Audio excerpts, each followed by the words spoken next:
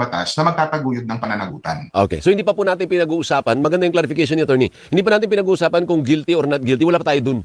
Ang punto lang nila ay elitist. Hindi natin malalaman kung guilty. Oh, walang problema, guilty or not guilty, basta mag-push through lang. Huwag yung pinipigilan. Ano bang kinakatakot nyo, mga kalyado ni Sara? Ano bang kinakatakot nyo? 'Di ba sabi nyo walang kasalanan si Sara? Eh di harapin niya. 'Di ba? Ganun lang kadali 'yon. Ano bang kinakatakot nyo mga dutae kayong mga alagad na dutae? Oh, tragis naman kayo mga kabsat, no? Ano na? Anong kinakatakot? Bakit nyo pinipigilan? Kung kaya niya ipagtanggol yung mga resibo, libo-libong resibo sa 71 na bank accounts na nilabas ni Trillanes, sagutin niya yon. Bakit? Natatakot ba? Na lumabas ang katotohanan?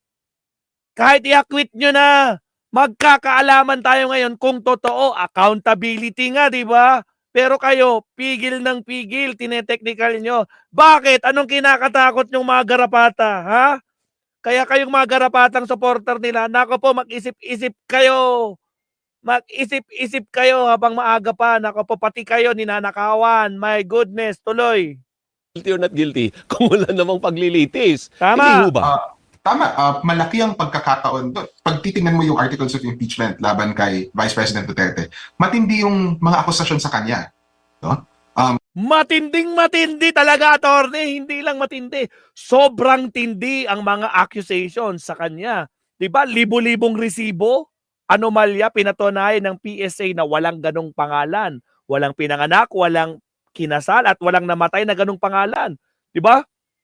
Pati nga yung mga iba-ibang pati sikat na tao, Marian Rivera, Chel Jokno, nagulat sila. Ay, nakatanggap pala ako ng confidential fund. Nagulat sila. My goodness. Ngayon, kailangan sagutin ni Sara yan. Sagutin niya nang patunayan niya kung talagang totoong wala siyang kinalaman dyan sa binigay nilang resibo. Diba? My goodness. Tuloy. Kung totoo yun o hindi, mayroon siyang pagkakataon na depensahan ng sarili niya. Correct. So para sa kanya rin yung proseso na to. Tama. Kasi kung hindi mareresolba ng impeachment court o ng Senado bilang impeachment court itong mga paratang sa kanya, parang nakalutang lang sa ibabaw niya yun. Baka bumagsak na lang bigla na nagkaroon ba talaga ng pagwawaldas ng confidential funds, ng mga pondo ng DepEd. So ang imbitasyon namin bilang mga nag-aaral, nagtuturo, nagsasaliksik sa batas ay gamitin natin yung impeachment para para saan siya ginawa bilang isang accountability mechanism at Tama. bilang isang mechanism. Saka tandaan nyo guys, 88% SWS gustong ituloy ang impeachment. Gusto ng taong bayan ituloy ang impeachment. SWS, pati sa RN numero, nung isang araw lang o nung dalawang araw, 3 days ago, 90.3% gustong ituloy ang impeachment. Ganyan ka-overwhelming. Pero itong mga senador, ewan ko na lang, nako po, itong mga senador na kaalyado nila, nako po. Mismo na magtataguyod talaga ng pananagutan. Okay, sige. One last. Katotohanan, Alvin. Attorney Paulo, ano ang suggestion ninyo? Kasi parang maiksi naman masyado yung naiiwang araw. Ano po?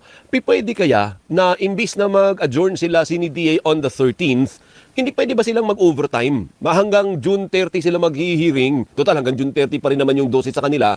Tapos araw-araw may hearing para kahit papano makausad naman yung pagdinig. Pwede ba yun? O hindi, by law, they have to adjourn. Pwede ba yun, attorney? Attorney ng UP Law. Professor, ano pa yung nakalimutan ko. CNDA on the 13th of June. Sa ligang batas kasi natin, Alvin, merong mandatory adjournment na tawag. So, 30 business days, 30 working days before yung susunod na sesyon, sa ika-4 na Lunes ng Hulyo, kinakailangan mag-adjourn ang Senado. Tinatakda talaga ng saligang batas natin yan. Ngunit, pwede magpatawag ang Pangulo ng special session.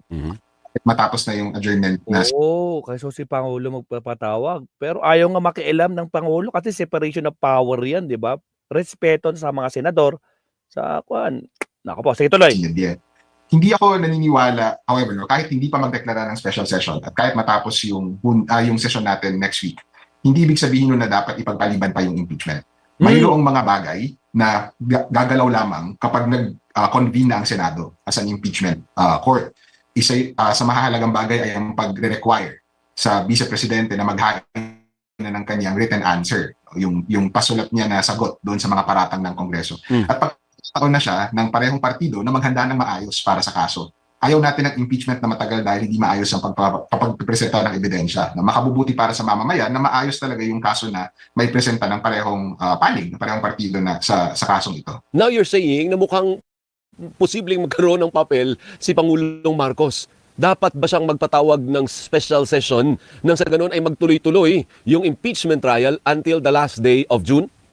Sa totoo lang, hindi ko pa siya napag-isipan, Alvin, kasi ikaw ang una, sa dami ng interviews up to today, ikaw ang una nag-raise niyan kung pwede ba siya magtawag ng special session. Oh. I think sa pananaw ni Senate President Lilo noong February, dapat siya magpatawag ng special session noon. Pero iba na yung panahon ngayon at malapit na tayo magpalit ng Kongreso. Sa totoo lang, hindi ko pa napag-iisipan yan ng maayos. Kasi tingnan mo kung hanggang June 13 lang tayo, edi hanggang sa pagbabasa lang tayo ng articles of impeachment, kasi hindi ba by law, kailangan may 10 days, may mga ganun You have 10 days to respond. Kung 10 days to respond, ubos na talaga kasi one day na nga lang naiiwan Kaya I was thinking, hindi ba pwede mag-OT sa ngalan naman ng katarungan, mag-overtime yung mga senador natin at araw-araw na mag-hearing from the 13th to the 30th. So the only way to do that is for the President to call a special session, you said? Yes, yun lang ang tanging paraan na magagawa yun. Siguro, ang punto ko kasi is kahit hindi actually magka-special session, mahalaga na magsimula siya. Kasi pag nagsimula na siya, yung sinasabi mo nga, Mabsat, shoutout sa ating 1,200 viewers, guys. 200 plus pa lang yung like natin. Ibig sabihin, 1,000 sa inyo, hindi pa nagla-like. Mabsat, mag-like naman tayo. Wala pong bayad yan. Like, Mabsat. Paabutin natin ng 500, no? Guys, 1,000 sa inyo, hindi pa nagpaparamdam. 1,200 ang nanonood ngayon, pero 200 lang yung like. Ibig sabihin, 1,000 sa inyo, hindi pa nagpaparamdam. Baka naman, guys, wala pong bayad yan. Like po tayo. Dito tayo, matututo tayo sa mga marunong sa batas. Hindi sa mga walang alam dyan sa Senado. Okay, tuloy. Pasok. na period to respond, doon pa lang siya tatakbo. Tama. At hindi mabilisan yan. Siguro mga isang buwan din yung itatagal nung panahon na iyon. At the time that is spent there, no, hahayaan mo na makapaglahad ng maayos na kaso yung parehong panig. So siguro kahit hindi naman magtipon yung Senado in a special session, kahit di sila mag-overtime, yung pagsisimula ng impeachment, yung paggalaw na niya sa wakas, ay magsisimula na rin ng proseso ng pag-uusig kung ano ba talaga yung nangyari. Basta yung point mo, maumpisahan. Yun lang. You just started. Yun lang. Mahalaga yung simula na iyon, no? Hindi yung biro lang. Kasi yung nakikita natin sa TV na trial araw-araw, isang bahagi lang yun ng impeachment. Yung mga pasulat nila na submission sa simula ay mahalaga din. It has to start. It has to begin now. Yung mga may witness, may rebuttal, mga ganun. Later na yun. Basta ang importante maumpisahan yung first step. Yun ang ibig nyo sabihin.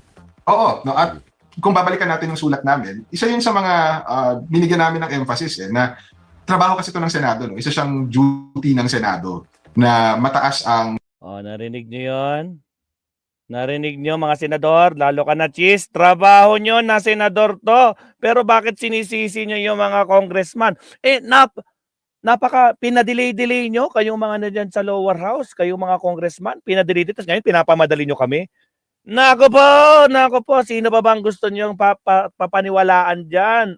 Agoy! Pagturing sa saligang batas. Tama. Kaya kung hindi natin sisimulan agad-agad yung impeachment, no? Kaya nga forthwith proceed yung pangalan, ay yung titulo ng sulat namin, galing yung mismo sa saligang batas. Kung hindi natin gagawin agad-agad yung pagsisimula ng impeachment, parang binabaliwala natin, hindi lang yung impeachment as an accountability mechanism, binabaliwala din natin yung tradisyon ng isang Senado na independent, no? Na statesman ang kanilang role sa ating bayan, at baka mawala ng tiwala ang ang mamamayan sa Senado. At ultimately, yung pananagutan, hindi lang yung ka-Vice President, pananagutan din ay nag-apply sa Senado at sa kahit sino pang public officer. Correct. Minsan makasit in nga tayo sa klase ni Prof. Anong tinuturo mo, Prof, dyan sa UP College of Law? So, constitutional law din. Ayan kami lang, may bago na tayo resource person pag ang issue ay constitutional law. Professor, bukas ka lang pag may issue ng, not necessarily impeachment, but anything that has to do with the Constitution, gawin ka naming resource person. Okay? I hope you don't mind. Maraming salamat, Alvin. Maraming salamat, Professor. Regards sa... Salamat, attorney. Tingnan nga natin guys yung kanila. Silipin lang natin Again guys, shoutout po sa 1,100 na naiwan. Sa mga hindi pa nag-like and subscribe. As of now, 300 plus pa lang yung like natin. Baka naman, nadagdagan naman ng kahit 100. Paano? Sa mga hindi pa nag-like and subscribe po tayo. Silipin natin yung binigay ng UP Law Mabsat Silipin lang natin. Ito. Papalaki ba natin to? So sabi dito Mabsat, the fourth week proceed An open letter to the urgent of the Senate of the Philippines commenced the impeachment trial by the Vice President Sara Duterte. We are the undersigned individual member of the Faculty of University of the Philippines College of Law. Palakin pa natin, medyo maliit. College of Law express our grave concern with the proposed of to declare the impeachment case against Vice President Sara Duterte functionally de facto dismissed. Nako ba to? Nako ba to? Nako ba to? De facto. Baka may impacto to. Nako po. Oh, tragis. Oh, sino ba na? Kaninong opisina yung de facto dismiss ni Sara Duterte, mga kakabsat? Sa opisina ni Bato, the grounds for dismissal being circulated in draft resolution reported by the media, example, violation of Vice President Rodrigo, President Duterte right to speedy disposal cases and non-continuing character of the Senate are unsupported by the factual development and a proper reading of the Constitution. A premature dismissal will undermine the core democratic principle of check and balance. In contrast, proceedings with the impeachment trial will uphold the Senate's constitutional mandate on the public trust and accountability. On a speedy disposal in cases, the Senate 4 months in action, walang ka-action, 4 months since February 5, kasi kung na ngayon, June 6 na, 4 months na walang action has been cited as violation of the Vice President Duterte's right to speedy disposition of her case. Indeed, the Constitution guarantees this before all judicial and quasi-judicial or administrative bodies like and citizen. Vice President Duterte is entitled to this right. However, her right to speedy disposition was not been violated. Taman. Paano? Hindi naman kasi inumpisahan ng Senado, di ba? An impeachment trial is an sui generis constitutional procedure. It's not a case before a judicial, quasi-judicial, or administrative body. The trial of the impeachment cases is a proceeding in the Senate, which is the context does not even sit as an ordinary legislative body, but as constitutional office of accountability. On the next text, constitutional alone, the right to speedy disposition will not apply. Nako po, Bato! Kanina sinampal-sampal si Tolentino. Ngayon, si Bato naman. Bato! Pak! Pak! Pak! Goodness, even if I did apply, Vice President Sara Duterte was not prejudiced by these delays. Neither she has sought a dismissal from the Senate. Yun nga, di ba? Nag-sought pa siya ng dismissal from the Senate to commencement of her trial since the articles of impeachment were not transmitted. In fact, she filed a petition. Ito na. Sa Supreme Court. O, di ba? Takot din pala. May pa-bloodbath. Sige, bloodbath tayo. Pero nag-file ng petition. Di ba? Kamote, duwag din pala before the Supreme Court and sought an injunction against the trial. Apply the court's established test. The Vice President right to speedy disposition was not violated by the deferral of the trial commencement. Ano ba yan? Walang na-violate kay Sara Bato. Ha? Mag-aral ka kasi ng batas. Di ba? Mag-abogado ka muna sa UP Law para matuto ka. My goodness. We note that notwithstanding and the constitutional mandate for the Senate to forthwith proceed with the most special constitutional function, it did not begin the trial when it returned from recess on June 2, 2025. Respectfully, a dismissal at this point will be deemed by Filipino people as effective engineering by the Senate on delay. Nako po, engineering of delay and an abdication of its constitutional role in impeachment. Nako po, may katuloy pa ba to? Nako po, mahaba-haba to. On the non-continuing of character of the Senate, views that the support of the preemptive dismissal cite Supreme Court the pronouncement that the Senate is not a continuing body and a chambers of rule. The place of impeachment is our constitutional system requires that these sources be read in their proper context. as the Senate not being continuing body proponent cited by Neri and Senate. Nako, ito yung mga sinite-cite nila doon sa kwan na yan, sa de factong yan, no? And Balag versus Senate, these cases are not applicable. Ito impeachment. Nako ba? Nako po, bata! Sampal na naman tong mga sinasite-cite mo dyan. Nako po, nakakahiya. Oh, sabi dito, ang linaw, oh. Oh, di ba? Binanggit niya si Neri doon sa kanya sa ginawa niyang de facto. You know, these cases are not applicable to impeachment as they both concern legislative investigations. Bobo! Bobo! My goodness! Yan ang binoto nyo. Bobo! Ay, good! Alak ng kamote, oh! Solid to, solid! My goodness! Nagsasite-site kayo dyan? Nagsasite-site kayo ng Neri and Senate? Hindi pala sa impeachment yon. Legislative pala! Kamote! Anong legal team meron ba si Bato? Hala, my goodness, mga kakabsat! Sayang, kagabi ko sana to tinapik, no? Di ba, kakakon lang kasi, kaka-interview lang kay professor kanina eh. O sige, tuloy natin to. My goodness. Ano pa sabi dito? Section 123 of the Senate provides that all pending matters and proceedings shall terminate upon the expirations of one. Congressional practice has always applied to this regular legislative and non-legislative business contemptibly in the Article 4 of the Constitution. But impeachment is not an ordinary legislative and non-legislative business. Period. It is a distinct and singularly important constitutional duty. Constitutional duty, pero yung sinasite nila, legislative duty. Kamote, Arwak, Sir Tony, Ma'am Eva, Sir Leonardo Ansac, Torax. Ano ang tawag nyo sa ganitong klaseng mga senador? My goodness. Yan ang problema kapag hindi kasi abogado.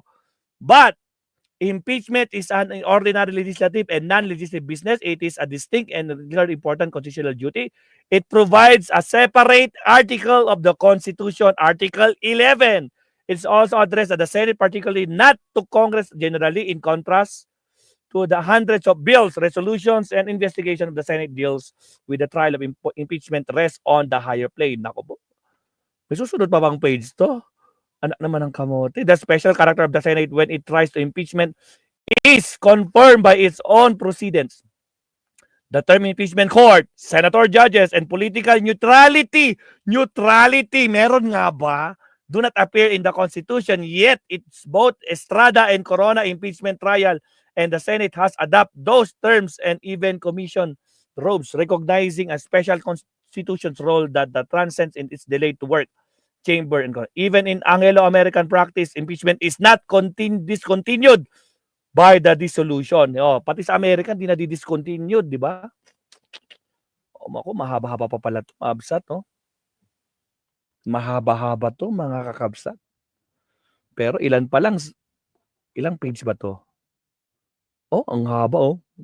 Oh, sino to? We therefore earnestly urge the Honorable Senator, let the truth unfold. We call on the Senate of the President to comply with the constitutional duty to forthwith proceed with the impeachment trial of Vice President Sara Paulo Tamase. Ato, lahat sila, ang dami mga UP professor ng law. My goodness. Oh, yan sila, oh. Kamote. Nako po, mga kakabsat. Yan yung mga professor na pumirma, oh. Oh, yan sila, oh. Oh. Agay. Oh, yan ang binoto nyo. Yan ang binoto nyo, mga kakabsat. Diba? Yan. Okay na tayo. Shoutout sa ating 1,400 viewers. Sa mga di pa nagla-like and subscribe, like and subscribe. Next topic na tayo. Wag na natin kanyan. Total, basag na. Alam nyo na. Diba, Sir Tony? Diba? Nako po, nakakahiya talaga, Stemid. Nakakahiya talaga. My goodness. Nako po, Leonardo Blue. Yan ang tawag sa kanya, anay ng lipunan. O, tragis. Grabe, laking sampal to sa kanila. Kanina sinampal-sampal si Tolentino, no? With due respect to Senator Tolentino, hindi niya alam yung pinagsasabi niya. Pak, pak, pak, pak, pak. Agoy! Nako po. Yan ang mga senador, no? Nako po. Tapos yung mga senador, si Escudero, sinisisi niya yung House. Ang tagal-tagal niyong binigay sa amin. Nako po. Cheese! Tandaan mo. Kaya hindi nila sinasubmit sa Senado dahil sinisigurado nila na dapat yun na yun. Bakit siyempre magbibigay kami ng isang impeachment na hindi pa sigurado. Yung sigurado na kaya ganun katagal, ganun inabot ang tagal niya. 'Di ba? My goodness. Nako po, mag-iiyakan. Again, while bago tayo mag-umpisa sa next topic natin guys, no? Kasi itong mga senador na to, nakikita nyo, pakinggan natin isa-isa ang mga sinabi nila. Ngayon, nagsalita na sila. Kasi dati, sabi ni Escudero, huwag kayong magsasalita tungkol sa impeachment. Be impartial. Pero ngayon, guys, nagsalita na sila ng side nila. Buti naman! Nagsalita na sila, mga kakabsat. Tingnan natin kung anong sasabihin nila. Pero bago yan, syempre, mga kabsat, no? Like and subscribe tayo at syempre countdown muna tayo bago tayo mag-umpisa. Okay, 30 seconds lang to guys. Huwag kalimutan mag-like and subscribe. Shoutout sa inyo lahat mga kabsat. Maraming salamat. Like and subscribe and share.